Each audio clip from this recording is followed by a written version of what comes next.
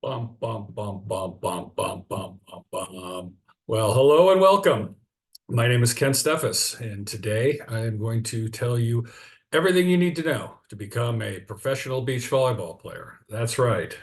People have been clamoring, asking me, why I don't coach? Why don't you coach, Kent? Well, I have a job. I have a job in the financial markets, and it's a little slow right now during this time of year between Thanksgiving and the New Year. So I figured I'd do this video for you people, all those people who have been asking me what I would do if I was a coach. Now, I'm not a coach. I don't claim to be a coach. I am an expert on winning. All right. I am the winningest player in the history of beach volleyball. I was number one, the first Olympic gold medalist, world champion, and the youngest number one in the history of the sport. So I know a little one or two things about winning. I don't say that to brag, although bragging is a part of ego management, which is necessary if you want to become a professional athlete. That's a different story. I say that to provide my credentials because I have done it. I have lived it. All right, we're going to go over exactly everything you need to know to become a professional beach volleyball player. All right, and for all you out there, we're going to talk about a whole bunch of different things. For Tasha, I'm going to explain to you why midlining is not the correct approach. We're going to talk about mechanical training and why that's bad. We're going to give you a workout, a practice schedule, and the things you need to do if you want to become a professional beach volleyball player. All right, so let's get started, shall we? I will share my screen and share screen, share, and here we are. This is going to be it. All right, beach volleyball workout and skills. The first thing always, as I always say, the goal of sport is to win, period. All right, the goal of sport is to win, period. If you win, you are good. If you do not win, well, that is a problem. If you want to win, well, you need to do different things than you are. Winners, there's those that win and those that do not win. And winners do things differently than those that do not win. They train differently, they think about the competition differently, and they experience the competition differently. And if you go to my Facebook page, I have been writing on that for close to a year about winning mindset, and all that good stuff. And I will continue to do that. I'll probably put this on my Facebook post. I'll also put it on YouTube for anybody. If you go to my YouTube page, there's not much on there. Maybe I'll start doing some more. All right. So all you aspiring beach volleyball players out there, I want you to tell yourself every day, I want to be a professional athlete. I want to win. All right. So every day when you get up, you say, I want to be a professional athlete. I want to win. If you're already a professional athlete, you can skip that part and just go straight to the I want to win part. All right. First, I want this. You can start this Monday. All right. Monday will be day one of this workout and this program. First is you go with a warm up. All right. You have to warm up before you exercise. Get your muscles ready to perform. I suggest you go to the gym and get a 10-minute treadmill walk, 10-minute bike warm up, and now you're ready to go with your plyometrics. Plyometrics are jump training. You're training the stretch reflex mechanism. You'll be able to jump higher. You'll be able to move faster. All right, you work in multiple directions. You jump up, you jump side to side, you jump forward. All right, these are the three ones. And what you are trying to do is work up to a number of reps and sets, and you are attempting to jump higher and farther. Okay, so for example, the side-to-side box jumps, you want to start about 4 feet wide and jump from one side to the other. You can start on the ground, then move up to a box that's 6 inches high, then a box that's 12 inches high. You do not stop in between. In other words, you bounce from side to side. You don't pause and then collect yourself, pause, collect yourself, and jump. You bounce, bounce, bounce. All right, jumping knees to chest, that is quite clear. And squat jumps, that means you get as low as possible and jump as high as you can. In this case, you are attempting to work the entire length of the muscle. All right. A modification to the squat jump is this is especially for young kids or young people. It's a little tougher on older people or even people in their 20s because it's very ballistic. It's very hard on the joints. But when you're young, your joints are solid. You can do squat jumps up the stairs, all right, which is what we used to do at UCLA at Drake Stadium. We would squat jump up the stairs, and that was very hard, and you almost wanted to throw up afterwards. You could set up a series of hurdles. So what we did was we put up hurdles about 3 feet apart in front of each other, about, a little bit about groin height, and we jump over the hurdles one after the other, again, without collecting in the middle. Bounce, bounce, bounce. Very good exercise. Again, what you want to work on, especially on the stair when you're jumping up the stairs, is perfect form, right? You need to have perfect form. All right. You can't just be leaning forward, and you can't not go all the way down to the bottom. All right. So what's going to happen is on the squat jumps, you're going to go down to the bottom, and then you're going to jump as high as you can, down to the bottom, jump as high as you can. Whereas on your typical box jump, all right, on your box jump, you want to have explosive power. So when you're jumping up, all right, the first one here, the jump up box, you first of all get into a jumping position, and you jump as high up as you can. It's a very powerful ballistic movement. You do not, look at me up here in the corner, right? You do not load and then jump, okay? You do not load and then jump on this one. You go for, you get down in a position to jump, and you go only up. If you need to, videotape yourself to make sure you're not cheating by loading, it's called, all right? You're trying to work different parts of the muscle and how the muscle works. So this is your weightlifting program, all right? You lift legs and upper body, all right? Not a mystery. There are different cycles to this that correspond with your season. So what you are trying to do is you are trying to build a base of strength, okay? Sports is three things: who is the strongest, who is the fastest, and who can last, all right? Strength, speed, and conditioning. Strength, speed, and conditioning, all right? That's what you're training if you want to be a professional athlete. So you have your preseason, all right, where you're building that base. At the end of the preseason, which usually lasts for 6 weeks, you then go into what's called a max lift. You attempt to lift as much as you can on your major muscle groups, basically the legs in this case, because we're volleyball players, all right? After that, you go into a strength building phase, which is a 4-week phase where you attempt to build on that strength, and then you do another max lift, all right, which again, you're hoping to get stronger throughout this process. So you can then, it depends on where you are in the season, how long you have till the beginning of the season, you might start another strength building season. And then what you do is when you get in season, you have what's called the maintenance phase. So you try to maintain that strength that you developed in the preseason. Okay, you don't want to overload yourself because you're playing. All right, and then there's also a phase where you taper. So you are training, lifting continuously throughout a year, but if you have a major competition coming up, for example, the World Championships or the Olympics or a big match, you begin to taper, which means you slowly but drastically reduce the amount of training you're doing so that your muscles and your body are fresh coming into a major competition. The swimmers are experts at this. All right, so we start our workout warming up the core, right? You have to get that core warmed up before you start lifting and before you start getting, throwing weights around. And again, this has to be done in the order that it is put together. You do the plyometrics before the weightlifting, all right? Right, Matthew? The plyometrics come before the weightlifting, or you could have a problem hurting your back. What we are doing here is we are pushing ourselves. We are pushing our theoretical maximum of what load we can maintain in our body. So we have to be careful, right? We have to be careful because if we don't do it correctly, we could injure ourselves, and we do not want to injure ourselves. So these are the various core exercises that you will do. Feel free to pause this and write it down. Anybody, feel free to take it. I don't mind. It would be great if the world's beach volleyball players all got great. And I'm talking to you specifically, if you're listening to this. I want you to become a better beach volleyball player. Go get some.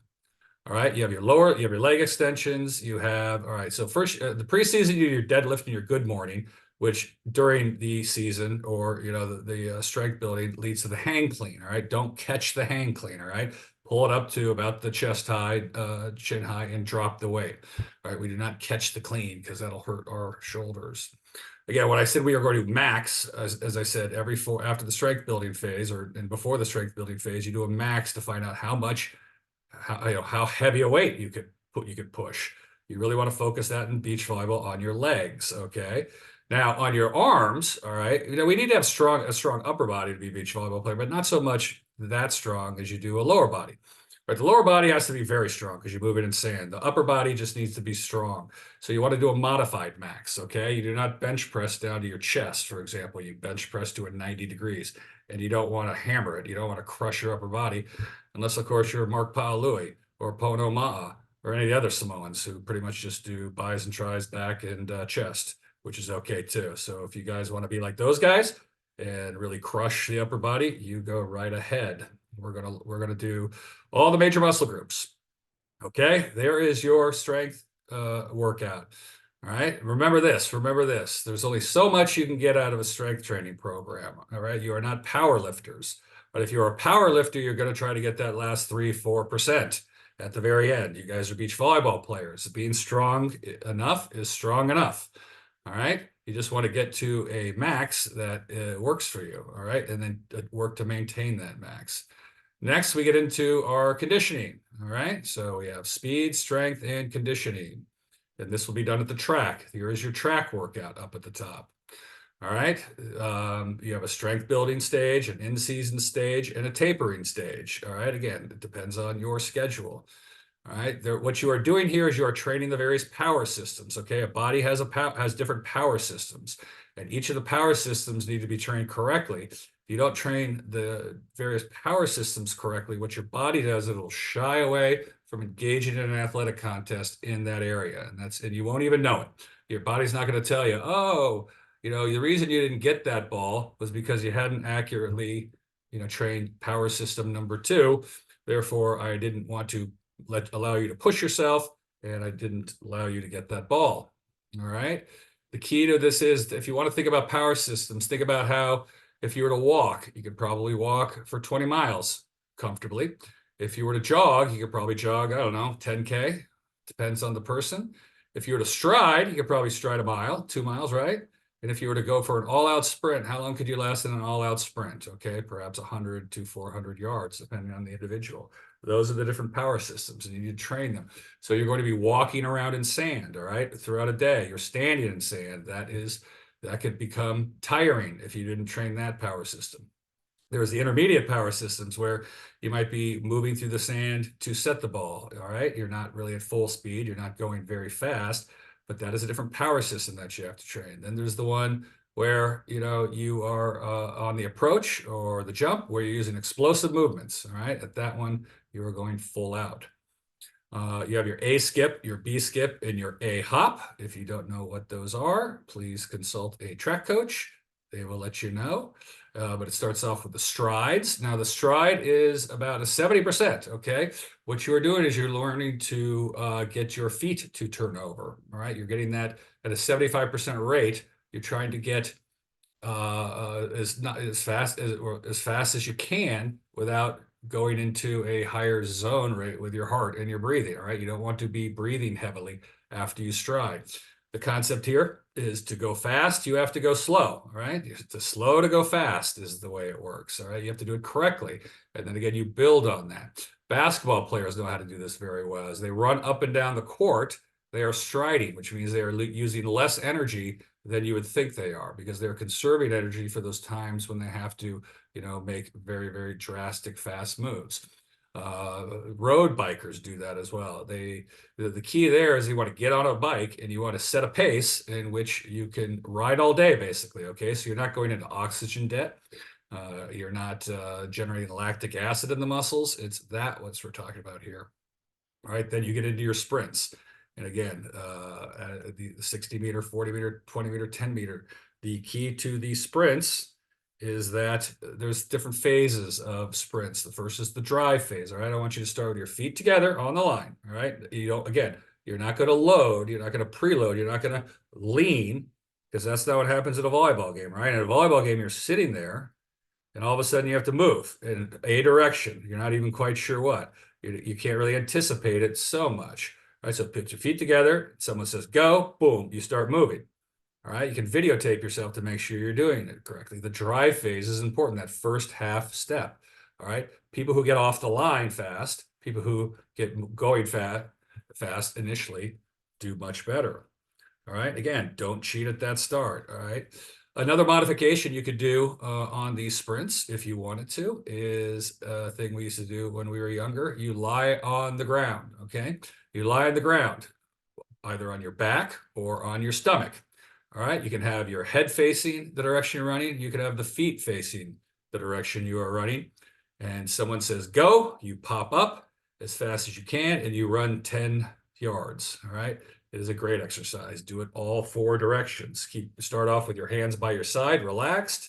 All right. Don't try to anticipate. Boom. Start, got someone yell start. You hop up and run as fast as you can. A great drill. All right. Now we're going to get into some more of the technical aspects. All right. This is that wall exercise that I showed you guys. If you go to my YouTube channel, which doesn't have very many videos, it has this video basically, and it'll have the one I'm doing here now. I'll put it up on YouTube, as I said. There is a drill in which you are going to work on your arms and work on how to pass a ball using all of the bones in your arm. It is a very good drill. This is it. All right. I put that video out, I don't know, about a year ago, perhaps. I got a call from or a comment from a coach who contacted me, and he said, you know what? He said, we had 4 kids and practice hadn't started and they hadn't showed up. So I decided to do this drill with the 4 kids. He did a modification. When I was a kid at State Beach, I had no one to play with because it was too early. I got down to the beach too early. So I would do it against the wall. He modified it by having the kids do these drills back and forth to each other. Okay. So, you're working the 4 sides of the arms. Watch the video. He said the results were so dramatic, he thought it was a fluke. This isn't me talking. This is him talking. Said the results were so dramatic, he thought it was a fluke. So he decided to do it with his entire club, and the results were extraordinary. Trust me, I know what I'm talking about here. If you do this, you will be a better player. You do not have to do this your entire life. All right, you need to do it right here until it's mastered. All right, you do it until you've mastered the ability to pass a ball off of all parts of your arm and in all directions. All right, then if necessary, you can go back to it. All right, it also has the setting. As you look here, you set against the wall and you look in various directions. Okay, you're trying to separate your vision as it relates to the ball and the physical activity. It's very important in volleyball and in beach volleyball. Okay, all sports at their core have something which challenges the human person. All right, many sports have many things that challenge the human person. They exhaust you, they create fear, they create anxiety, they create, did I say exhaustion? Yeah, exhaust you. In volleyball, there is a problem with the near and the far vision. All right, I'll talk about it when we go into hitting. You need to see the ball, blocker, and defense, and you need to be able to see them all in your vision. You cannot look near, far, near, far. You will not do well in beach volleyball. All right, I'll talk about that in a second. Balance board. Again, I mentioned the balance board. You have to get a balance board and work on the balance board back and forth like this. Then you get an arm, you bump a volleyball while you're on the balance board. All right, what you're doing is you're separating out the lower part of your body from the upper part of your body. All right, again, this is an exhaustive thing of what you do if you want to become a professional beach volleyball player or even just better at beach volleyball. All right, it's a lot, but that's what professionals do. Professionals work on their craft. You are separating out the lower part of your body from the upper part of your body because you are moving in sand. At the same time, your upper body is positioning itself to pass a ball or to dig a ball, right? This will help you. Then what you do is you get on the balance board, you go back and forth, you bump the ball with your arm, and you watch TV. All right, that works on a whole bunch of stuff. This is what I want you guys to do in practice, all right? I know there are coaches out there that do different things. That is fine. You can listen to them or you can do this. The choice is perfectly yours. All right, the problems I've been hearing from people about beach volleyball and practice is you can't get people. You can't get 4 people together in one spot. And then you can't get 4 people together in one spot that want to do what this would do. All right. Well, there's a lot of problems being a professional athlete. This is just one of them. You have to work to solve the problems. All right. You don't have a good gym. You don't have boxes. You have to modify.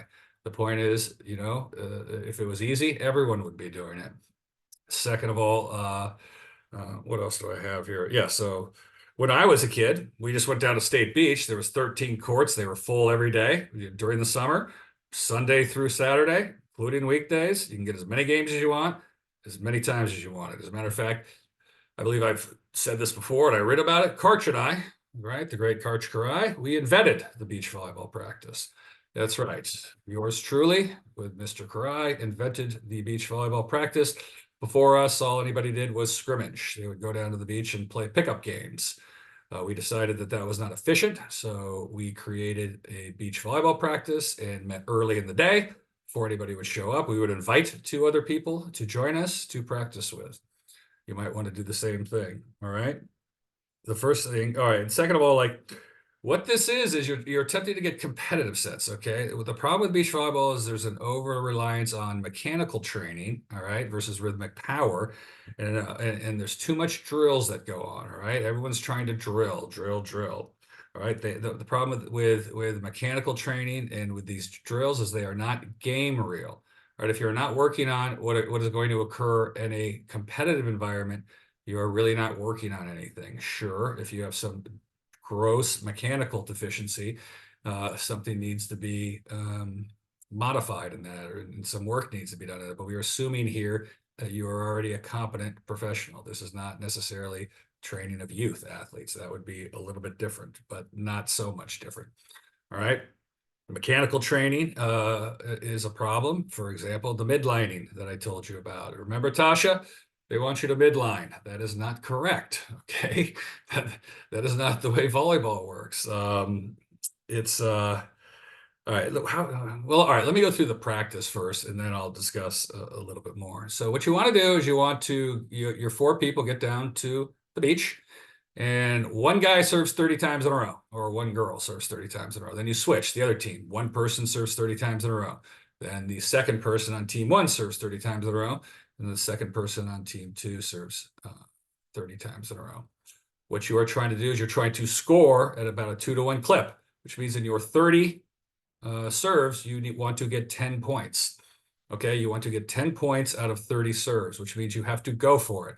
You have to work on going for your serve in a competitive environment in practice. Okay, just getting a bunch of balls and just hitting a serve isn't going to do it unless you're practicing a true competitive situation where you have a goal, right?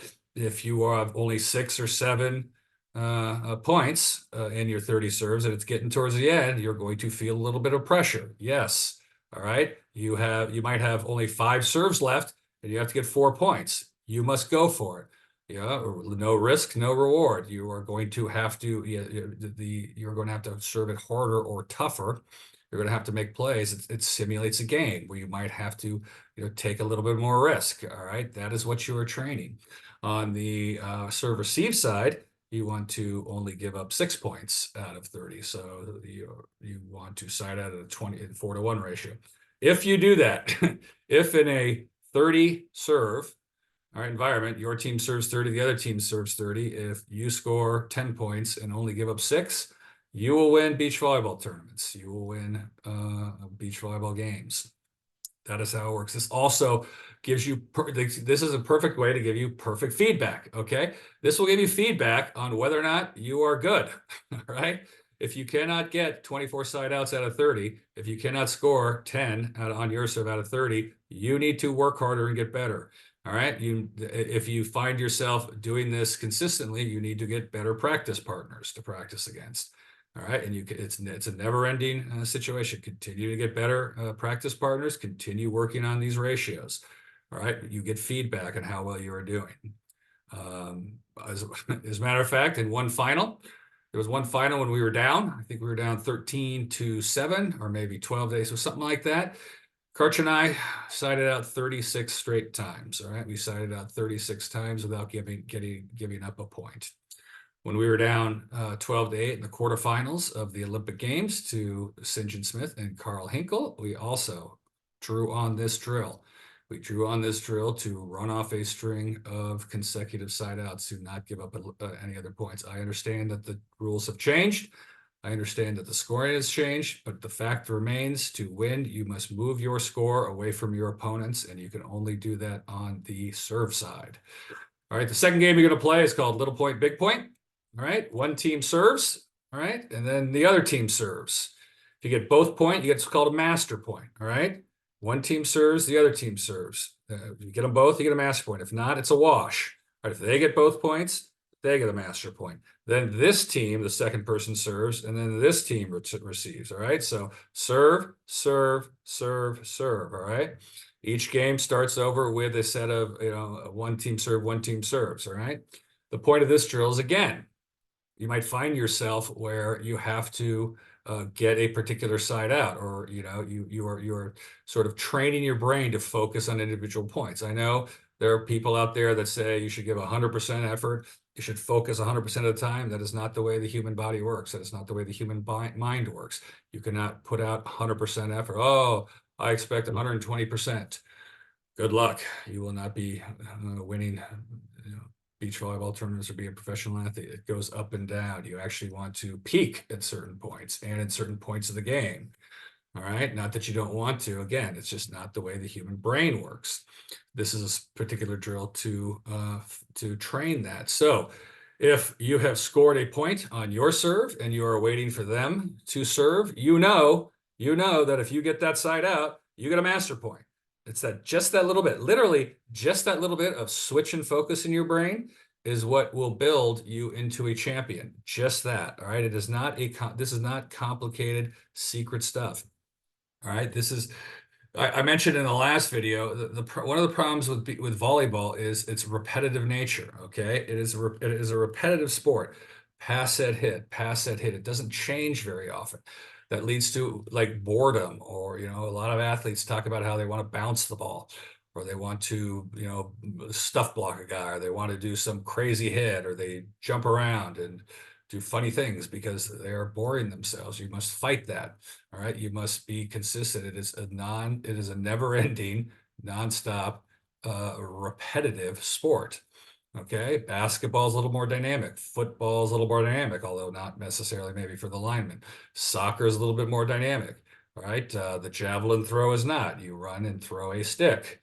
All right, if you like running and throwing a stick, you will be very good at javelin. If you do not like running and throwing a stick repeatedly for a good portion of your life, you will not be a very good javelin thrower. Golf is the same thing. All right, I was speaking to a group of people about winning. There was a bunch of golfers.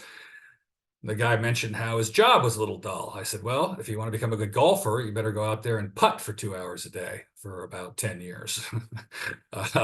2 hours a day of putting, just get a little circle around a hole and just start here and around the clock. Just keep putting and putting and putting. And when 2 hours is up, you go home. All right. If you find that exciting and interesting, you will be a good golfer. Beach volleyball is no different. You can finish your practice with a scrimmage. Are there other ways to do it? Yes, there are. Are there other ways to practice? There are as many ways to practice as there are coaches. If you do just this, I assure you, you will do just fine.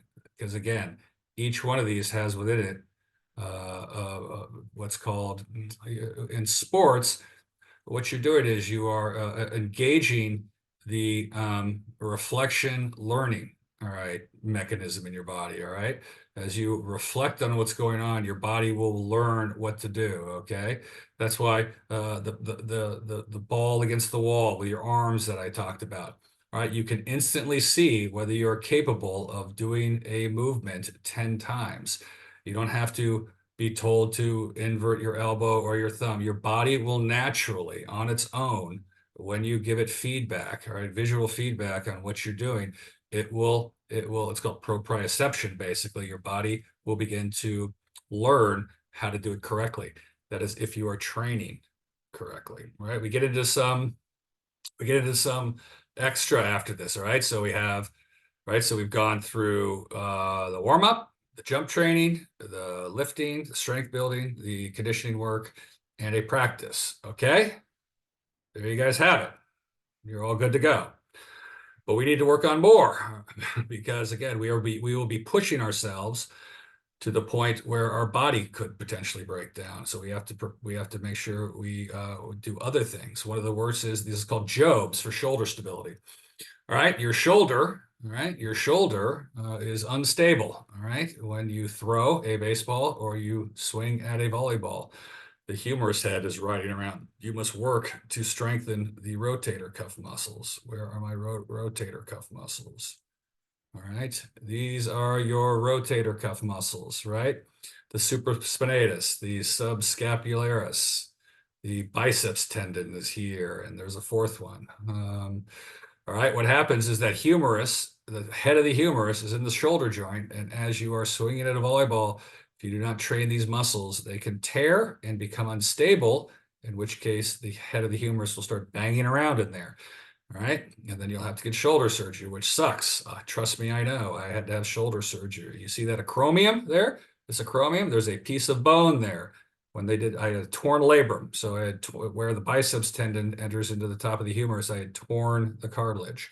They put a tack in there, but what he did was he shaved the acromion. All right, it gave me more space in my shoulder joint. Thank you, Dr. Thabit. After that, my shoulder never felt better because finally I had the movement or the room to move. Again, athletics and sports are damaging to your body. All right, they will wear your joints down. They will injure you. Do you want to be a professional athlete and do you want to win? That is the question for you. All right, this is a way that we attempt to mitigate these problems. If you don't know what Jobs are, simply it's from Curlin Job. And again, this is, I do not claim to be any sort of coaching genius. As a matter of fact, I stole pretty much most of this. Some of this, very little of it I did on my own. I stole from the best. This is Curlin Job or the Curlin Job Clinic, the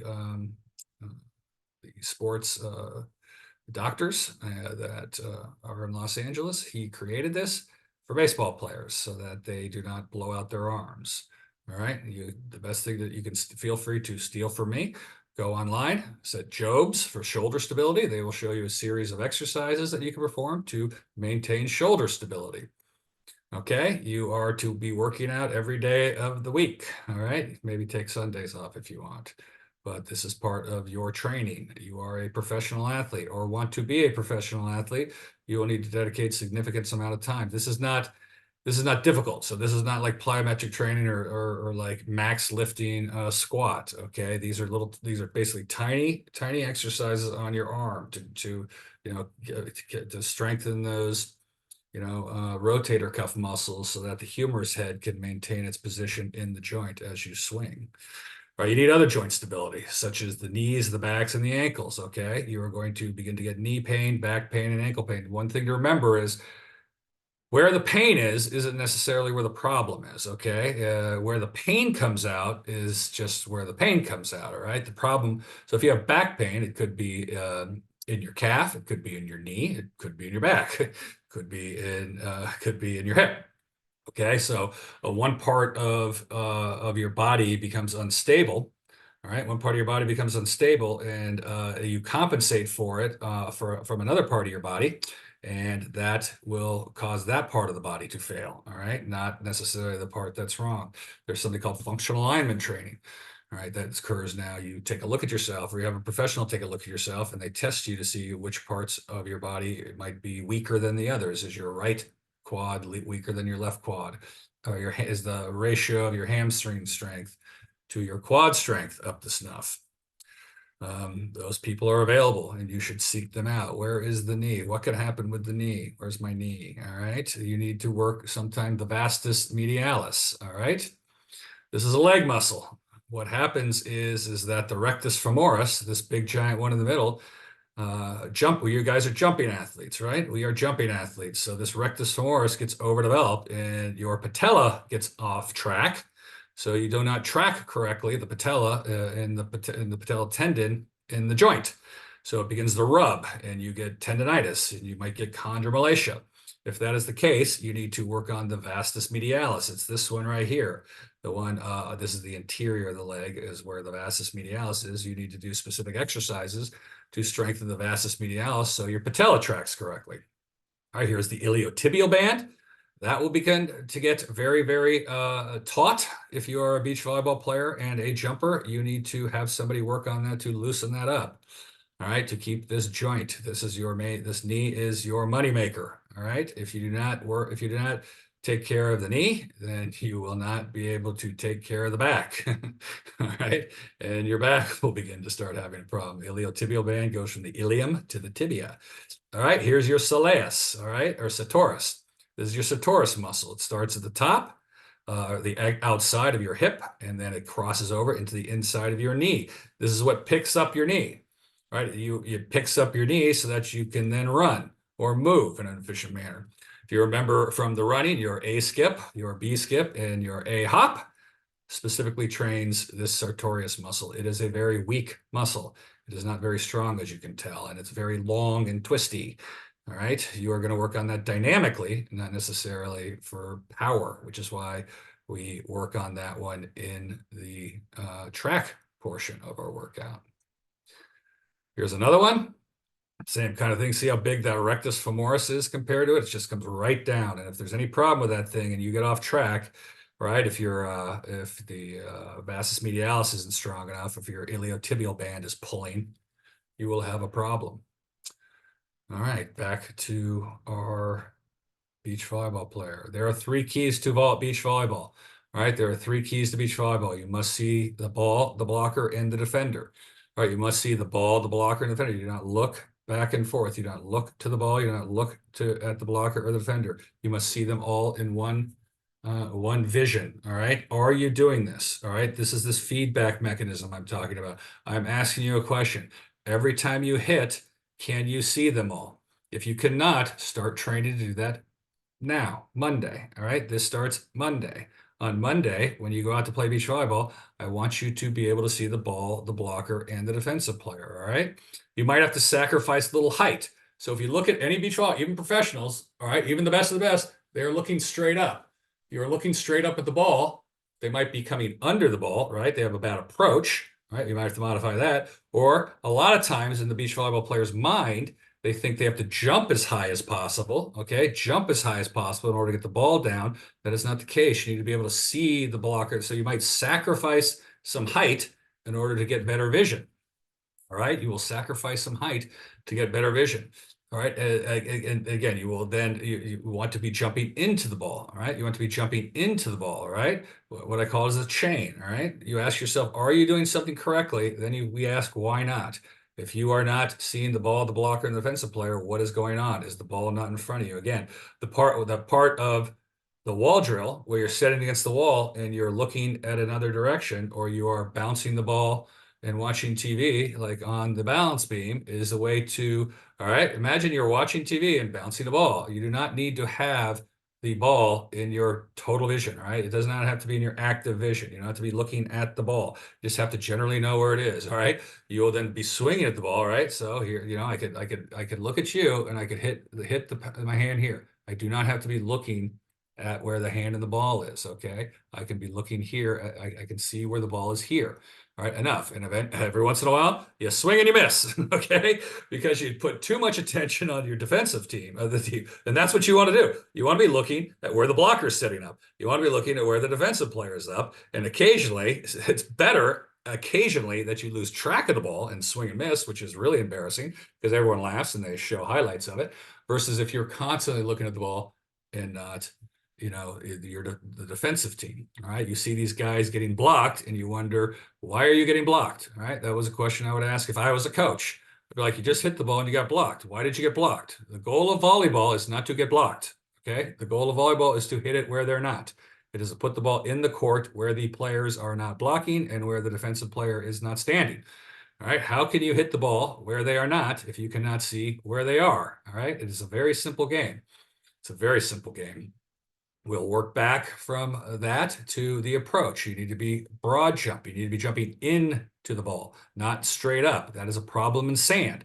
The problem with sand is it gives way, all right? In order, you have to train yourself to jump forward, all right? To jump forward. You might want to start indoors, okay? Get some people and play a game of 2-on-2 from the 10-foot line, all right? Set yourself in front of the 10-foot line to learn to jump forward into the ball. You're jumping forward into the ball. You're seeing everything. You have a lot of power, all right? If you are not doing that, that is what you need to work on, all right? Again, this is the repetition that I'm talking about. Everything here is keyed to you getting better. All right, how high are you jumping on the boxes? On the box jumps, I did 40 inches, all right? On the side to side, I did 12 inches. Just compare yourself to me. On the hip sled, I did 1,200. All right, I can't remember what I did in the squat. All right, and it's not important that you match me. It doesn't matter if you match me. It's about you getting better. All right, the only thing that matters is you getting better. You can get better. Trust me. The way the human body works is it holds you back. All right, the human body holds you back from elite performance. Why? Because it has safety mechanisms in it. It has safety mechanisms to keep you safe. All right, to make sure that you don't hurt yourself. All right, to make sure that you don't blow a muscle. To make sure you don't hurt your back. Well, you have to unhook those safety mechanisms in a safe in an environment which is controlled so that you can push yourself. And we know that for a fact. For example, if you're not really training, the most you could work on a muscle is say 60% of its total load. You can easily, through training, push through that safety mechanism. All right, push through that safety mechanism and get to 80, 85%, no problem. All right. The power lifters, you know, the Olympic guys who lift the max weight, they can get to 92, 93, but that seems to be the theoretical max. Your body will not allow you to get to 100 and it'll stop you way before. Same with exhaustion. Okay. Your body will stop you. It's called the central governor theory. Your body, if you're engaged in a physical activity, your body will estimate how long the physical activity will take and will keep you within a safety zone so that you do not fall down and collapse and a lion comes and eats you. Good news is there are no more lions, especially not in Los Angeles. And if you're playing beach volleyball and you collapse, you will be just fine. They will put you in the Whitmobile, as they did with Mike Whitmarsh, take you to the hospital and get you all fixed up. But trust me, you will not get close to that. He had a problem with salts, actually. When they fixed that, he never had a problem again. My point is this. Your body is actively working against you, all right? Part of training and part of pushing yourself is learning to push beyond these safety mechanisms, but it needs to be done correctly and it needs to be done in a controlled environment. Let's move on. Go late on the block. Yes, go late on the block. Everybody, all you volleyball players out there, you are jumping too early on the block. You must go later. Trust me. There was a person that asked me to look at him. I said, you are going too early on the block. I didn't even have to go down and watch him play. All right. I could told him that now. All right. He goes, this is what he said. He said, I feel as if I don't go at that time, I'll be late. Okay. I feel that if I don't go that long, or if I don't go, I'll be late. Well, this is the time problem we're going to get into. And I'm going to talk about it when it comes to time dilation. Right. The third thing is to get into the court. Okay. Get into the court. All right. The court is a three-dimensional object which changes over time. All right, it changes over time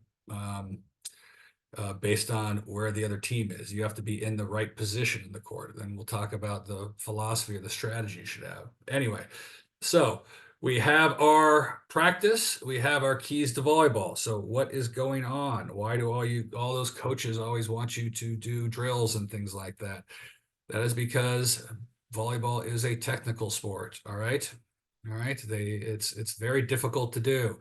Volleyball is played in 4 dimensions. Okay. It is played in 4 dimensions. All right. Meaning that it's very difficult to coach. So the coaches get frustrated when you're not doing the things that they would like you to do. One of the ways you can know that volleyball is different and beach volleyball is different is this. Anybody who's worked with kids, let's take a group of 8-year-old kids, okay? We will take a group of 8-year-old kids and we will teach them soccer. That will take no time. They will instantly start kicking the ball. You point them in a direction and call it the goal, and they will know exactly what to do. Basketball is the same way, provided you modify the double dribbling rules, right? They will run around and throw that basketball at the hoop. Not a problem. If you want them to play baseball, it's a little bit more challenging, but not too much. It might take a little bit of time to teach them how to throw and hit. But then you go to volleyball. If you get a group of 8-year-olds who have never played volleyball and are not athletic, you will not be able to get them to play volleyball for many, maybe years. Okay. They will need to learn how to serve, which is not easy for children. They will need to be able to pass, which is not easy, to move themselves in space, to set the ball in the correct position, to hit the ball. The timing that it takes to jump and swing and hit a ball is very complicated. As a matter of fact, if you take a group of adults as well and attempt to teach them those games, again, same thing. It'll be very easy to teach them, any adults that play soccer or basketball. It will be challenging to get them to teach, if not impossible, to get them to learn volleyball. Skating is the same way. Hockey. All right, take a bunch of adults who have never played hockey and try to teach them to play hockey. All right, you got to learn how to ski first. That is a problem, all right? Now, you might not know this if you haven't played multiple sports. You might not know this if you haven't coached multiple sports. I have coached multiple sports. I've coached volleyball, beach volleyball, soccer, softball, baseball, basketball, and track and field. I've coached at every level from the professional to 4-year-olds, with the exception of college. And I can assure you that things are different. You do not actually. All right, I'm going to tell you a story here. All right, but first, Tasha, I told you I would let you know the old midlining. Everyone says you need to midline. No, you do not. This is the problem with drills. All right, let's talk about. Tasha will know what I'm talking about. Here I am passing. All right, the first thing you will notice, I'm not on the midline. I'm also not standing up. I am lateral. So how do you practice that? Look at my hands. My hands are together, all right? And my eyes don't even look like they're looking at the ball. They look like they're looking at somewhere else. That is correct. All right, here I am passing again. You'll notice I'm not only not midlining, I am not even standing up. I am on my knees, about to dump. Look at my hands. My hands are not together, okay? Are coaches coaching, passing with their hands apart? Is that how coaches are coaching these days? I'm not sure I saw that in the thing. There they are together. That is the perfect hand position, but not midlining. Here we have Jose Loyola. Okay, hit that is a great platform. It is not a midline. In his hands, he's got a modified hold on that. That's a good look. That's why he's a great player. I just picked these off of my out of my file. I did not really plan this. This is me with a back end flipper. I am not even using two hands, and I am going over my back. By the way, you know how many times I've set the ball? All right, the pass goes backwards, not towards the net. I have to run and get it, and I have to pass, or I have to set the ball over my shoulder up to the net. Okay, that is not only midlining, it is, what would that be called, Tasha? Would that be called backlining or something? All right, my hands are not only together, they are one-handed. The next picture is this one. Again, my arms are not even together. My hands are barely touching. The position of the ball is above my shoulders, okay? The position of the ball here is way above my head, and I am hitting it. The position of the ball here is perfect. The position of the ball here is just above the ground. And the position of the ball here is about shoulder. It's going to be shoulder distance, right? So how on earth do you practice? How do you practice passing the ball, hands together, hands apart, and all those different planes? You do not. You need to take a rhythmic power approach to it all. You need to set a target, okay? You need to set a target of where you want to set the ball and allow the feedback learning mechanism of your body to take over, okay? You know where you're going, or you have a vision where you want the ball to go, or you look to where you want the ball to go. Your body will follow your eyes, okay? Your body will follow your eyes. The moment you get into mechanical training, you start thinking, oh, I'm not in the middle or something, or the wrist is not correct, or my hands. The moment you're thinking about the hands and not where you want the ball to go, you are going to have a problem. Back to this final one. Is this, yes, this one. All right, this is the above the shoulder, hands apart. It looks like it's only coming off of one arm. Remember those wall drills? You better learn to pass off of one arm, because you are going to have to pass off of one arm. This arm, my right arm, doesn't seem to be contacting the ball. The last photo is this one, okay? Not only that, I'm jumping. I'm off the ground. All right, I am not midlining. My hands are together, but it looks like I took this ball more. All right, if you look at my wrists, okay, my wrists are not flat.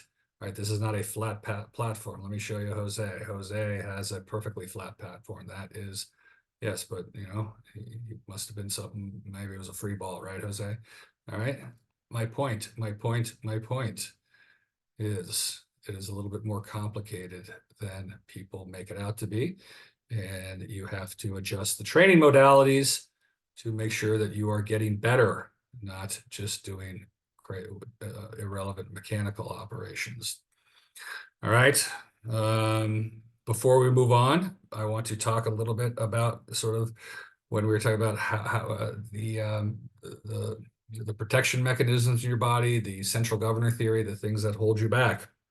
Okay, I was climbing Kilimanjaro one time. All right, I was in Africa and I was climbing Kilimanjaro. For those that don't know, Kilimanjaro is a really tall hill, just under 20,000 feet in Africa.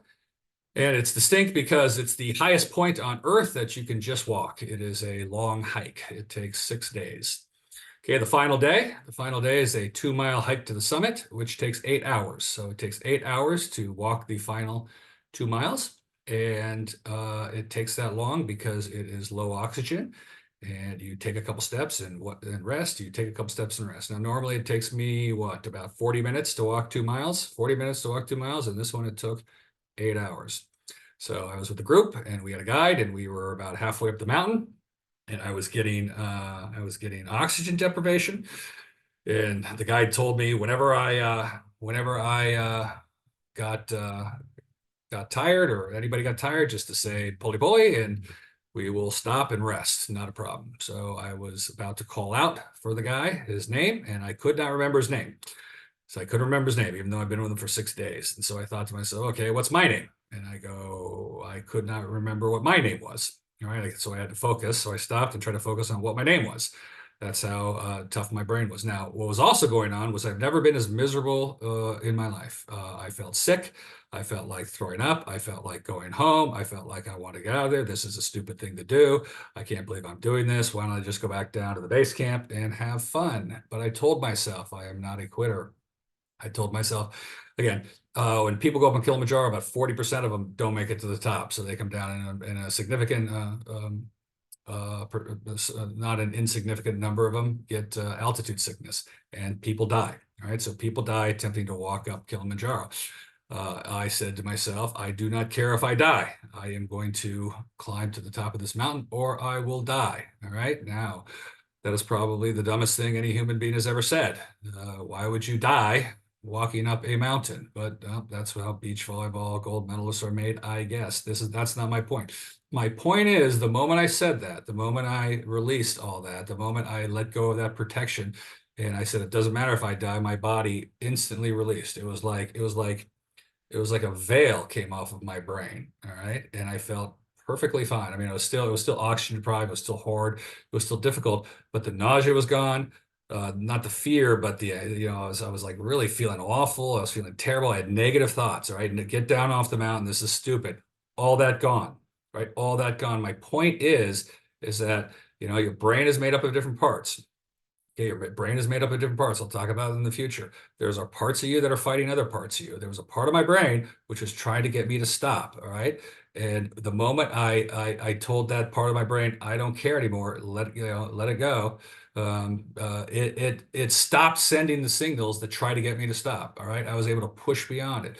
All right. Could I have hurt myself? Could something happen? Of course.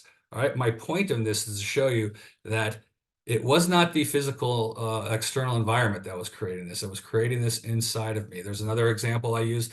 I was at a yoga class. I was in a hot 8 yoga class. All right. If anybody knows the hot 8 yoga, the 23 movements that you do, there was one, the camel pose. It's a hot room. It's about 107 degrees and you're sweating all the time and you feel miserable because it is a hot yoga class and you go backwards. In the camel pose, you're supposed to go back and grab your ankles. Every time I would go back, I would again get nauseous. I would feel I was about to pass out, right? I felt I'm going to pass out. Well, you don't want to do that in a yoga class because you end up falling on the really cute yoga chick next to you, and they're smaller than I am, and that wouldn't have been a good thing because they would have had to pull me out of the hot yoga class, and I'm a lot larger than your average yoga teacher. Anyway, one day I said, that's it. I can't take it anymore. I'm going to do this no matter what. All right. The shades of Kilimanjaro. I got myself into a corner. I told everybody to get away. I told them I was going to probably pass out and fall down and didn't want anyone to get hurt. Same thing. I get to that portion of the practice. I begin to lean back. My body's telling me you're going to pass out. You're going to get pass out. I began to get nauseous. I began to black out when all of a sudden, boom, all gone. Okay, all gone. I did not stop going back.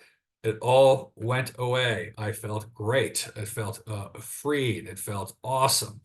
Okay. Again, my body, my brain was telling me to stop. I still had enough in the tank, way enough in the tank. I know it because afterwards I was able to, I never had a problem from then after all. Okay. Once you're able to do it. There's actually a story I'll tell you this real quick, right? The Bannister, the guy who broke the 4-minute mile. Right? Nobody thought the human being could run faster than 4 minutes a mile until he did it. The moment he did it, that nobody thought was possible, 4 or 5 other people did it that year. And the following year, 200 people. Again, there was a mental block amongst the human runners that they couldn't go that fast. And now we know that they can. So you will constantly be reaching these like the great track coach John Smith said, your goals are on the other side of your struggles. All right. Your goals are on the other side of your struggles. You break through those struggles or these things that are holding you back. All right. Again, the mental transformation. When I talk about mental strength and mental training, the mental training you have to, or the mental aspect you have to accept is I might die. All right, that's an extreme example. That's certainly not extreme for combat sports. All right, MMA and boxing, they could get seriously injured. It's certainly not out of the realm for collision sports such as football and football and hockey, right? Those athletes have taken, have gotten rid of that mechanism in their brain that says protect yourself from, being seriously injured. Okay. They do a good job of that in the military, removing that part of your brain. So these are serious things we're talking about. Okay. These are serious things. Okay. Don't come back to me and said, hey, my kid told me you said to, forget about death and to do something. That's not what I'm saying. I'm saying the blocks that your brain and your body will put up in front of you are significant. Okay, that is the sacrifice they tell you might have to make internally. All right, and I'm not telling you to do that because I don't know what the result will be. That is for you to do. I'm just telling you my experience. And let me give you my experience in volleyball. Okay, I played a lot of sports growing up. I played them all, as a matter of fact, and I like playing sports. I love playing sports. And in my community, they started a volleyball team, and they went around to all the great athletes, and they said, "Hey, you want to be on the volleyball team?" I said, "Of course," because all I wanted to do was sports, and I like sports, and I like actually a lot of my friends played volleyball too, so they convinced me. But I wasn't any good at volleyball. I was terrible at volleyball. They took me out in the back row because I couldn't pass, which sucks. You want to play all around. You don't want to get taken out. And I wasn't very good at blocking, and I'm still not very good at blocking. But anyway, fast forward, all right? So we're going to go back and forth here. I've said this a million times. I said it in the Sandcast interview. I am an expert at winning. Okay. I am not an expert at playing the game of volleyball. As a matter of fact, I do not believe that I am very good at the technical aspects of volleyball. If you look at me versus my competitors, okay, I wasn't the best passer. I was not the best hitter. I was not the best blocker by a long shot. Okay. Powers, Whitmarsh, Timmons, Stoklos were far better than I was. I wasn't even close to the best setter. All right. My defense was horrible. All right. I could serve a little bit and I could hit fine. But my passing was mediocre. My setting was mediocre. My defense was non-existent. So one of the things I said to myself is I said, okay, if I'm not going to be any good at beach volleyball or at the technical aspects of beach volleyball, I'll focus on winning. Okay, I will focus on winning. What does it take to win? And that's where I developed this idea of the winning mindset back when I was a player 25, 30 years ago. Okay, I said, what does it take to win? And a lot of this in here is what I'm telling you about here is the methodology of winning. All right. Now, if you take the Kilimanjaro story and you take the yoga story, and now you take me as a little kid, all right? This is to you, Tasha, as well, all right? And to all the other people out there. At that point, when I wasn't a very good volleyball player, I had two choices, okay? I could have quit, said I'm not very good at volleyball, all right? I can't get the passing and setting. Other kids seem to.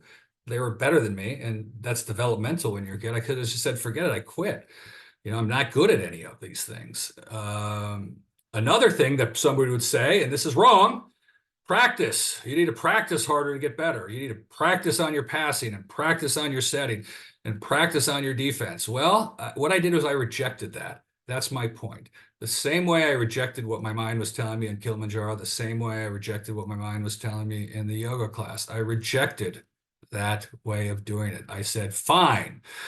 Doesn't matter that I'm not very good at the individual skills. It does not matter. I will continue to play beach volleyball. I will continue to try to win. All right. That was the psychological block in my development as a volleyball player, which made me the player that I was. Okay. Winningest player of all time, gold medalist, #1 player in the world, world championship. Again, not telling you that to boast. I am attempting to tell you, give you some tips for you to be successful. Okay. I think that the sport of volleyball is designed that way. I think that the sport of beach volleyball is designed that way. That's why it is difficult for kids to play. That's why it is difficult for adults to pick up. Okay, that's why it's difficult to walk or run in the sand. It is difficult to pass in 4 dimensions. All right, so you have the 3 dimensions plus time.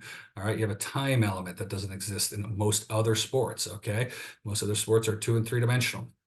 Right, except for like say NFL passing, all right, from the receiver's perspective, it's the same kind of thing. But again, even then, he's not trying to bump the football back to the quarterback. All right, it's a challenging thing, and again, you have two choices: you could quit, or you could work forever on trying to get the skills that you might not ever get. But what I'm proposing is a third way: just forget about it, focus on the goal, and the goal is to win. All right, there are sub goals within there. The goal is to get 10 points out of 30 serves. The goal is to side out 24 times on 30 receives. The goal is to put the ball, no matter how you do it, whether your hands are together, your hands are apart, you're on the ground, you're from the side, you're in a boat, you're all afloat, you're on a lake, you're eating a cake, whatever it takes to get the ball to the right spot. If you focus on the goal as opposed to this mechanical stuff, I believe that is the key to being successful in beach volleyball. So I do not agree with midlining. Sure. Again, this is how it works. Sure, midlining like Jose was almost on the midline, but he was not. There are pictures of people midlining, and that could be very, very effective, but it is not the totality of what you are doing in volleyball or beach volleyball. Okay, you just need to let that go. We'll talk about detachment and non-attachment. That's a little bit what I'm talking about. It does not bother me that I could not dig and I could not set very well. Okay, certainly not like Randy or Scott Akatemi or Brent Frohoff or St. John Smith or Karch Karai, who again, those were all better than me at setting, and that is fine. Okay, again, the focus on winning was really just a surrendering to the fact that those things don't matter. All right, what matters is the score at the end of the day, not how you get there. It doesn't matter how you look. Okay, it's how you perform. I hope actually hope you enjoyed that. I've never said that. I've never talked about that before. It's sort of something that I've thought about throughout my life, but never shared. So this would be the first time I'm sharing that I never thought I was very good. I don't still to this day. And people say, "Oh, come on, Ken, you were Olympic gold medalist, a world champion, winningest player of all time. How could you say you weren't that good?" Well, I wasn't. I can tell you the players that were better at the particular skills than I was, but they weren't better than me at winning. That's what is important when it comes to beach volleyball. All right, where are we here? All right, so the 3 keys to beach volleyball, right? We got that. Scouting. You guys need to scout your opponents. You need to scout to see what they're doing, okay? And charting. It is not the same way you chart indoors. As a matter of fact, indoor charting is terrible as well. All right. What you are doing are looking for the tendencies and tells of your opponent. All right. Every athlete has tendencies and tells. They initiate action before the action. You can key in on that. Okay. When a quarterback pumps his arm, you know he's going to throw. Okay. When Look, I did a video somewhere on my Facebook page where I broke down the Norwegians and the Qataris. Okay, when the Norwegians' arms in front of them, they are shooting the ball. When their arm is back, they are hitting the ball. As a matter of fact, both the Norwegians and the Qataris will tell you what they're going to do on the approach. All right, so when Sorum approaches, you can tell by the way his feet pitter patter or don't pitter patter whether he is going to shoot or shoot or hit. Okay, how do you not beat them if you know while they're approaching whether it's going to be a shot or not?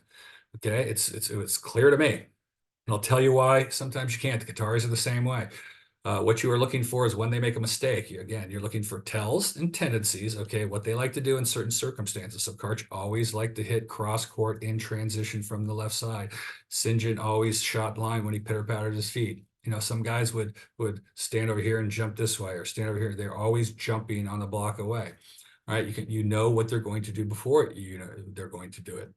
All right, and this is the key to it. All right, I think I have a Facebook post coming up next week about this. This is the way the brain works. Okay, if you understand the way the brain works, your senses gather in all the information from your environment.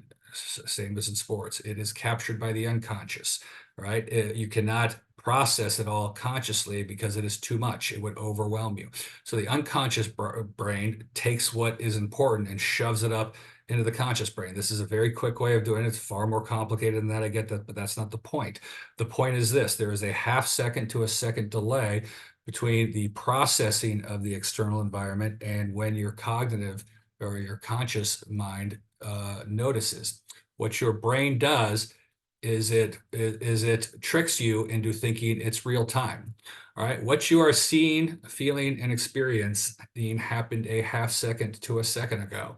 All right, that is not a problem in everyday life. That is an enormous problem in sports because half a second to a second is gigantic. So you are not actually seeing the game in real time. You got that? You are not seeing the game in real time. You are seeing it a half second to a second afterwards. That is why the Norwegians and the Qataris could give away what they're doing and still be successful because the other side is not seeing it in real time. All right, they are seeing it late. It is clear on the tape when you watch the tape because you don't have this time distortion going on. All right. Now, what is the solution to it? Okay, you can't go into the future. You can, in a sense, you're working in the future. But all right, you can't stop your brain from doing this. This is the way the brain works. That is why you are not focusing on what they are doing. Okay, that's why I told you about the. All right, everyone jumps too early. All right, now you know why they're jumping too early. He thought he was going to be late because he was a half second to a second late, too early. All right, he was not seeing time correctly. All right, he needed to go earlier because he was distorted by a half second. All right. That's also why you are keen on what they've done, their tells and their tendencies, rather than what they are doing. It does not matter what they are doing. It's what it is basically a probability assessment of what you believe they're going to do. We'll get into this later on, but the game of volleyball in a lot of sports is not reacting to what is going on. It is anticipating what is going to happen. As the great Wayne Gretzky said, it is not important where the puck is, but where the puck is going. It's the same concept. If you focus on where the puck is, you will be a half second to a second late in the game, and you will be out of it in a competition. All right, again, in everyday life, this does not come into play, but in sports, this is right down the middle, and you need to understand that. All right, so you're gonna have to get physio. You're gonna get dinged up. You're gonna get sore muscles. You're gonna get strained muscles. All right, deep tissue massage, especially in that iliotibial band, like I talked about. The outside of your legs are gonna misalign your kneecap, and it's gonna be painful. Stretching is needed. Adrian Crooks, I'll talk about that. All right, you can do yoga or similar modalities. I used to do yoga a couple times a week during the season. Just a basic class, just poses too. Some sun series, and stuff like that. Not anything too crazy. So, all right, again, this is a comprehensive look at how to train for and play the game of beach volleyball. These are the tools you can use. All right, but as I wrote about in a Facebook post, these are crutches. These are tools. You do not need them. You can push through them. So yes, visualizations, meditation, and relaxation techniques will work. But what you are driving at is the result, okay? What you want is the result of the visualization, meditation. You do not want the journey necessarily. It is a little bit about the journey. That's fine. So if you're using visualization and meditation, that is fine, but you do not need it. Okay, you can just get to the state, all right, the state of relaxation, the Zen state, the no mind state, as the Zen masters talked about, or getting rid of the vritti, as the yoga masters talked about, that whirlpool in your mind that always happens. Again, you cannot stop the whirlpool, and if you fight the whirlpool, you will just be dragged down. You could simply move through it, all right, and not let it affect you, all right. You need to learn how to emotionally swap and ramp. That means you are not subject to the emotional state you are in. You can change your emotional state. We know that you can change from one emotional state to another and ramp that up. Depending on the emotional state you want for the sport you want. All right, if you're an archer or some sort of shooting sport, you want a calm demeanor. If you are in a combat sport, you want an aggressive emotional response. Volleyball, you want an energetic one. You swap and ramp that. These are the mental strengths. So I've spoken about those in my Facebook page. You can go and read them if you want. Recently, somebody got on me for ego death. Yes, you need an ego that works with you and for you, not against you. And what happens when you start doing that, people will put you down. It is called a FOS, or a fear of social exclusion. All right. Fear of social exclusion. Humans are social animals. What sports does is it attacks that. All right, it attacks that we all should be together in kumbaya and we're one group. Sports takes an individual and promotes him to the winner, the top. There is a hierarchy. All right, these guys are the best. These guys, even when I say the ones that win are good and the ones that do not win are not. People get all nuts. What about this player? What about this player? What about, well, if you do not win your sports competition, you are not good. The great players win their sports competitions multiple times. That is an objective fact, which pushes at our FOS, our sense of community, our sense of ourselves as social animals. They will put you down. They will say things like you are, you should be humble, and you are, what do they call you? They call you arrogant. They can call you stuck up. They can call you, they can call you all sorts of things. The point is, they're trying to tell you that you are antisocial, which of course is the problem, because your brain is made up of parts. The part of your brain where hand-eye coordination is, and a lot of the actions for sports come from are in the cerebellum, all right? And the cerebellum is where antisocial behavior. Let me see if yes, I do, I think, yes. Where is this? Do I have a picture of that? Let me see here, all right? So cerebellum. All right, cerebellum, this is your brain. Here, let me see if I can get a good picture. All right, images. So in the cerebellum, while I'm getting this up, in the cerebellum is where anxiety is located and antisocial behavior. Yes. Okay. As you train for athletics, especially say baseball, which is hand-eye coordination sport, you will begin to experience more antisocial behavior and more anxiety potentially. All right. So all you female athletes that are experiencing anxiety, that is correct. You are athletes. I'm sorry to hear that. Okay. So the cerebellum is down here, right? This is the upper brain functions, right? So your frontal cortex, your higher, right? This is the brain is got old parts, medium parts, and more recent parts from an evolutionary perspective. The parts of the old parts of the brain get dampened and modified.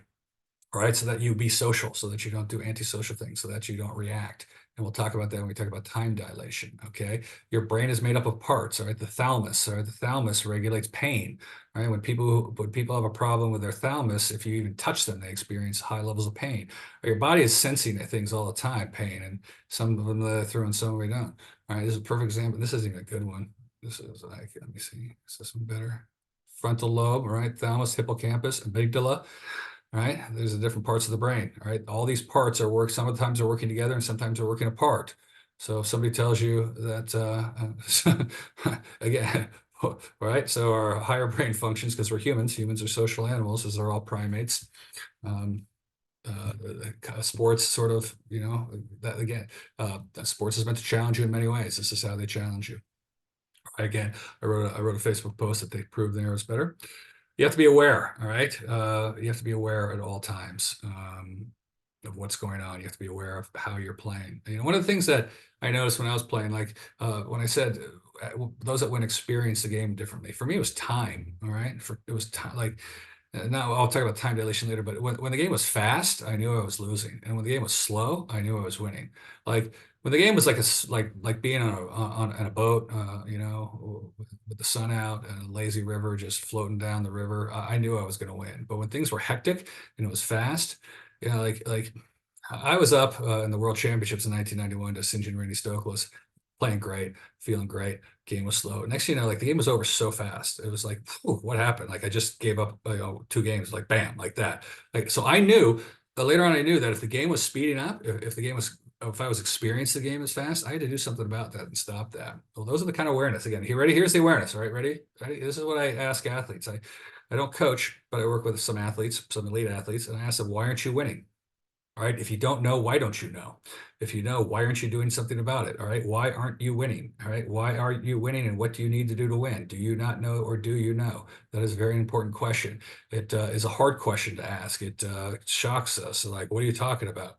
Right. It gets to stuff in the brain that I was talking about in a recent Art and Science of Winning. All right. So when you start working with athletes and you start getting into them, you dig up trauma. All right. Past trauma, stuff that's dug in there. Everybody has it. It comes from ourselves as children.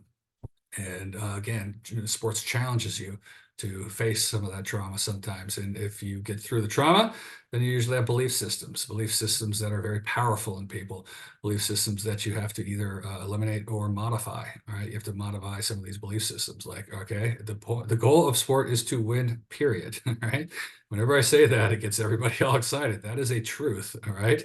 All right. The goal of soccer is to kick the soccer ball into the other team's goal while keeping them from kicking the soccer ball into your goal.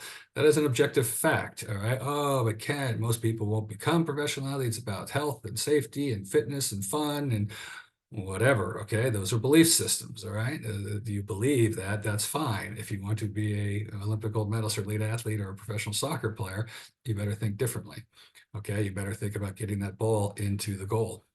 That's my only point. All right. Yeah. So working with athletes, when you get into these things and you start modifying, or working on parts of their mental and mindset, become very interesting. All right. Concentration and focus. You need to concentrate and focus for long periods of time, and it's exhausting. Okay. Physical training is tiring. Mental training is exhausting. Emotional is oh God, it's like trying to sprint for 10 hours. It'll put you on the mat.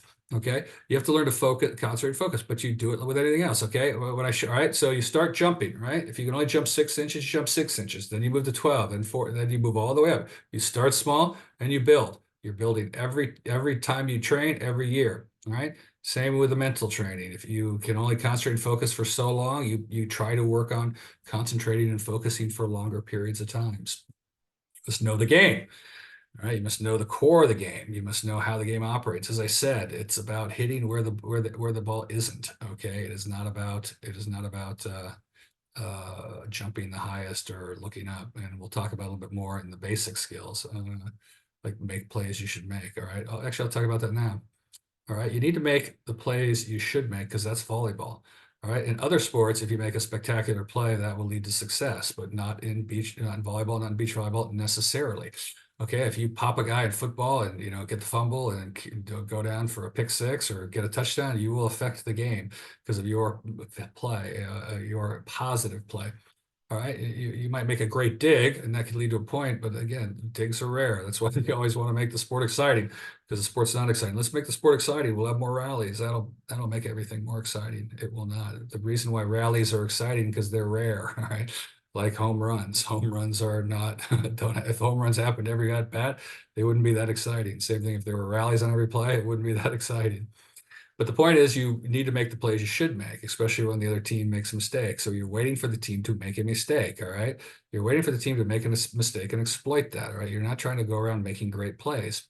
You're trying to make great plays or make plays that you should make. If you look at who wins a volleyball match or beach volleyball match, it's the team that makes the most plays when they should have. Right, that's an objective criteria. That's why it's hard to chart. Okay, you sit there and say, should they have made that play? Or is it right? Two guys, the ball goes in between them. Nobody moves for it. They could have gotten it. They get that ball. They get the point. All right, that's the point they should have made. You find the teams in volleyball that win are the teams and the players that make the plays that they should make. Indifference, not attachment. I talked about that. Okay. That comes from Zen teaching and all that sort of stuff. It is about separating out the various parts of you and rearranging them in the order that you want to. Okay. It's not getting too upset about things or not, if you have anxiety, fine. It's a good thing, or it's just something you can ignore, just something you work with. I've written about it extensively. We're on the time dilation. All right. Time dilation. I touched on it a little bit before and how the brain and the conscious and the subconscious works. All right. Basically, what you're saying is your temporal perspective is affected. All right. Your temporal perspective is affected. What does that mean? That means that people experience time differently. And if you are an elite professional athlete, you are ahead of the curve. All right. It has to do with brain chemicals in your, such as adrenaline. All right. So the first thing is, as I told you, that is you as you release rational thought, as you get rid of the higher parts of your brain and focus on the cerebellum, right, the parts that produce anxiety and antisocial behavior. All right, your reaction time increases. All right, the point of the part of your brain which keeps you social and keeps you nice is that it slows down the reactions from the rest of your brain. Right, you do not want to react at all the thoughts, feelings, and things that happen to you. You want some sort of process by which they get dampened. Okay, so when the guy honks next to you on the car, you don't go down, chase him down, and want to do something stupid. You go, the guy's an ass, or he's has to rush home because his house is on fire, or whatever it takes. All right, it's that process by which your reaction times are slowed is part of what makes us human. You need to eliminate that if you want to be good at sports. That gives you your first bump in terms of time dilation, right? Which means you are reacting you're reacting faster. Okay, you are faster. The second thing that happens is you have the hormonal changes that I talked about, the brain chemicals. What that does is it speeds up your ability to handle the incoming stimuli at a faster rate. Okay, so you can handle the incoming stimuli at a faster rate. All right. And that's important. So if you look at race car drivers are going 220 miles an hour, but to them, all right, based on their neurobiology, it only looks as if they're driving 60 miles an hour. So you and I driving 60 miles an hour, right, on the freeway, it's the same as a NASCAR or a Formula One driver going 220 miles an hour. That's how they process the information that gets you your second bump in terms of time dilation. The third bump is focus. All right. As I said, through meditation practice, you can begin to focus. What that does is it drops your thoughts per second. All right. Your thoughts per second, your brain and your senses begin to work on fewer and fewer things. That way, time seems to slow down. All right. What happens is you get the sense that time is slowing down and that sometimes that time is stopping. All right. Athletes talk about it all the time. And then you see into the future, as I talked about, with that half second, 1 second subconscious consciousness, and you will be well ahead of your opponents. Okay. If you are a half second or a second in front of your opponents, you know where they're going to go. Again, then you make the plays you should make. All right. Because you know what's going to happen. You are going to win volleyball games. I can tell you again, it does not take talent. All right. I did not set the ball very well and I did not play defense very well, but I understood this. I didn't understand it at the time. I understand it now as just an athlete. I intuited it at the time. I had intuited these things on stuff. Okay. So again, like people ask me, like, were you nervous? No, I wasn't nervous. I was thinking about passing the ball. I was thinking about, the game. Oh, the crowd must have been crazy. I couldn't even tell you about the crowd. Like when you're playing in the World Championships in Rio and it's 100 degrees, you're not thinking about the heat and there's 12,000 people all booing you. It's almost as if you can't hear them. Literally, you can't see it from behind my eyes, right? But I am focusing on the game. If they would have magically transported all those people like Star Trek, like beamed them all away, I wouldn't have noticed. Okay, I wouldn't have noticed till the end of the game, right? Then at the end of the game, the whistle blows. You kind of, what's going on? And you look around at that point. All right, I'm telling you, if you are hearing the crowd, okay, if you're reacting, you need to work on that and get those thoughts per second down, right? That will help you out. These are your basic skills. As I said, this passing is about footwork, right? It's more about again, it's about the wall stuff. It's about anticipation. It's about footwork, right? And these are the things you need to learn, again, to become competent at. You don't have to be great at them. That was my point. You obviously need to pass and set, but you don't have to be the best at them to win, all right? The sport of beach volleyball and volleyball is not won by the best technically, all right? It is won by the person who scores more points, and you could do that without being the best at all these. That's what I'm telling you, all right? Setting. The key to setting is getting to the ball. Most people float into the set. They float into the set. You must get to the point, all right? There's great times where Randy Stokos would get there and he'd be standing, waiting for the pass to come down. He was like a statue, right? He was in the perfect spot because he knew where to go. All right, your approach must be fast, all right, and at the right angle, and your step close needs to be fast. The reason you need a fast approach and step close is because you need to shrink the time between the go, no-go decision on when to go after the ball, all right? The longer you can take, all right, the more chance you have to hit balls on various parts of the court, all right? So you shrink the time it takes you, the step, so the approach, like the left, right, left, if you're a right-handed, or and the step close, all right, the longer you have to track the ball, the longer you can wait before you have to know where to go to hit the ball, the longer you have to be visually looking at the other side. All right. I see a lot of athletes, they say, hey, Ken, keep working with me. I'm like, you are too slow. All right. You must be fast. If you want to see somebody who's a super fast on the approach, look at Eric Phenomoana, Olympic gold medalist. He is the master at a fast approach. Again, see the blocker in defense, hitting, okay? You can hit the ball or you can shoot the ball. You can hit the ball cross court, you can hit the ball line, you can shoot the ball cross court, you can shoot the ball line. You have 4 options, including hitting the ball off of the block. They only have 2 people. You have 5 options, they have 2. Again, this is just this is getting long. I know that, and it's almost over, which is fine. And I'm just giving you these as an idea of what it takes to be a professional beach volleyball player and what it takes to win. These are the elements that you will have to master and get to work. Blocking, right? Footwork, timing, strategy, right? Now, by the way, here we go, on 2, right? So hit on 2 and blocking versus 2. This is the only thing that has changed since I stopped playing, right? Guys are doing the hitting on 2 and the moving the offenses around more than they used to, which means you have to block. Other than that, it's no different than the game I played. All right, defense. We talked about that positioning and positioning strategy. Important. Block and defense. You do not guess. Do not guess. Do not guess where to block and to go to. You are trying to block the ball. Again, here's the key. You're trying to block the ball when the opposing player makes a mistake. You are trying to block the ball when they make a mistake. You are not trying to block the hitter. Right? You're trying to block them when they do something that you know they're going to do and you stop them. Same on defense, all right? You're not trying to react to the ball. You're trying to know. You know where they're going. Now, you don't always know. That's the point. Or you're wrong a lot, I guess is the point. But when you know where they're going, that's where you want to be, okay? Like I said, when Karch is off the net on transition, I know exactly where he's hitting and I go there, as well as other things of other players. There's a whole inventory you get.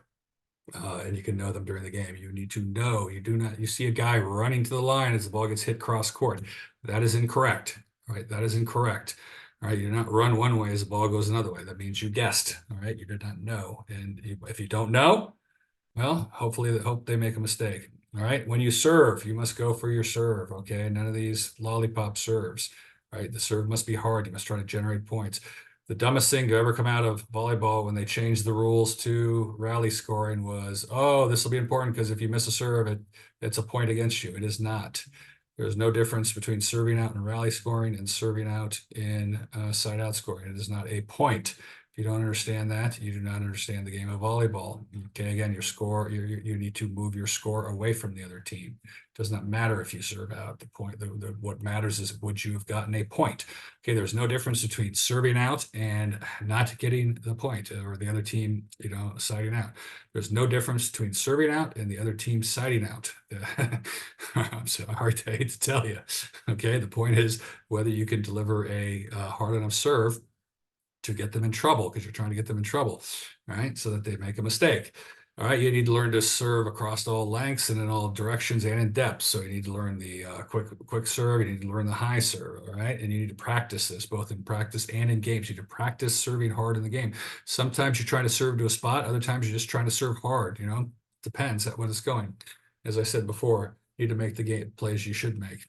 All right, finally, the final bit of activity was the Adrian Crooks, we call them. Adrian, where are you? I haven't talked to you in a while. If you're out there, post in the comments a link.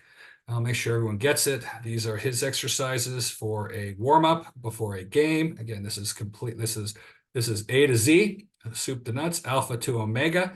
This is everything you need to know to be a professional beach volleyball player or to start on your journey to become a professional beach volleyball player on Monday.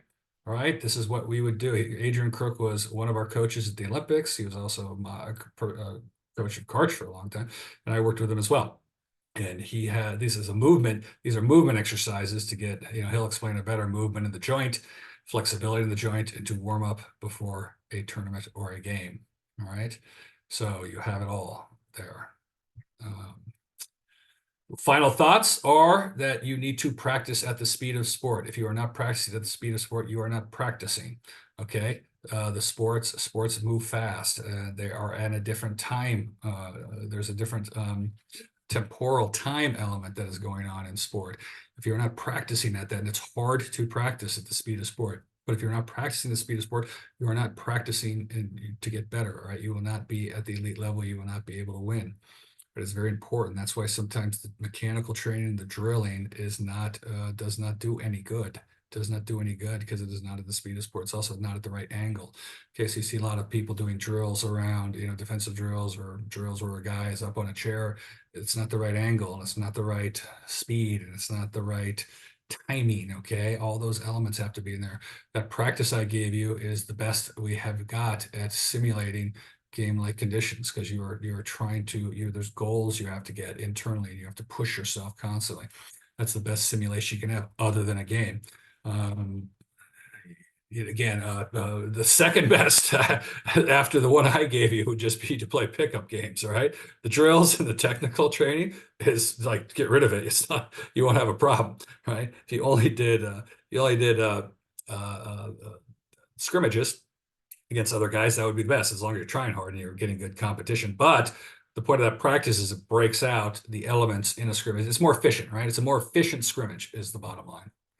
Okay, work on improving and practicing competition constantly, okay? Your goal is to get better every day, every play, all right? Every day and every play, you're trying to get better, whether it's in practice or in a game. I know it is exhausting. That is the point, okay? I know it is difficult. That is the point, okay? It's supposed to be difficult. It's supposed to be exhausting, all right? If you find, again, awareness, if you find yourself losing focus, or if you find yourself not improving or trying to improve either in a game or in a practice, stop yourself, take a breath, and get back on track. It's okay to get off. I lose focus. All right. I lose awareness. I was the number one player in the world. It happens to all of us. The difference between me and you is I could recognize it quicker and get back on track faster. All right. I can recognize it when I'm off track, and I can get back on track faster. Okay. That is the only difference. And you need to train that as well. The same way you train jumping up and down on a box. And last, all right, I want you to focus each year, okay? I want you to improve one thing 20%, right? I want you to take a bunch of stuff, one thing, say, this is, all right, see, it's December right now, December 2023. I don't know when you're going to watch this video. 2024. Next year, I want you to work on one thing, and I want you to improve it by 20%. I want you to figure out where you are, and I want you to figure out how you can determine how well you're doing. Now, one thing, just one thing, 20%, right? Don't try to work on everything 20%, just one thing, 20%. And then pick 4 things that you can just improve 10%, all right? Just 10% better, okay? All right? Then if you do all the others, pick out a few others, just 2%, all right? Okay, so if you do this for a number of years, you will get phenomenally better, all right? Phenomenally better than you are now. Not by trying to do everything now, try to get 20% better at everything. Focus on one thing, 20%. Focus on 4 things, 10%. Focus on a couple more things, 2%, all right? If you can get 2% better at 5 things, that's another 10. So if you get 20% better at something, 10% or at 4 other things, that's 40% better. 2% better at 5 other things, another 10%. All right, you're going to get better. All right, so that is it. All right, so if you have any, let me see, if you have any questions or comments, feel free to put them. Feel free to DM me. Feel free to get a hold of me if anything isn't clear. And I wish you all the best, and I hope this helps, and I hope you all become great beach volleyball players out there. And I will tell you one thing, if you hear it back, all right, this is just the beginning of the journey. All right, once you do everything on there, then you can call me. All right, then we can work on the mindset and the winning mindset. All right, so this encompasses it all, right? Once you've done all what I just showed you, all right, now we begin to take a look and we ask the question. What is the question? What's the awareness question? Why aren't you winning?